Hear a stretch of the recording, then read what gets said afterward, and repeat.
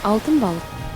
Ертеде теңіз жағасында, кедей ғана үйде қарт балықшы мен оның әйелі өмір сүріпті. Олардың тіршілігі қарапайым, күндері еңбекпен өтетін. Күн сайын қарт балықшы теңізге шығып ау салып балық аулайтын. Бір күн аулауынан бұрын соңды көрмеген ерекше балықты ұстайды. Бұл алтын түстес, көздері мейірімге толы сиқырлы балық еді. Алтын балық адамша тіл қатып, өзін босатуды сұрайды. Жүрегі жұмсақ қарт балықшы балықты аяп, ештеңе сұрамай-ақ теңізге қайта жібереді. Үйіне оралған соң, ол болған жайды әйеліне айтып береді.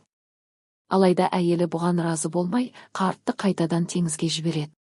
Сол күннен бастап қарт балықшы теңізге қайта-қайта баруға мәжбүр болады. Әйелінің тілектері бірінен соң бірі көбейе береді. Алғашында қарапайым нәрселер сұралды. Кейін байлық, үлкен үй, қызметшілер пайда болды. Бірақ ашкөздік шек білмеді. Соңында әйелі теңіздің патшайымы болуды қалайды. Ал алтын балықтың өзіне қызмет етуін талап етеді. Бұл жолы теңіз бұрынғыдай емес еді. Толқындар қарауытып дауыл көтерілді. Қарт балықшы үйіне қайтып келсе, бәрі бұрынғы қалпына түскен екен. Ескі үй, ескі астау, жоқшылық. Бұл ертегі бізге бір шындықты үйретеді. Қанағат байлықтың ең үлкені. Ал ашкөздік барынан айырады.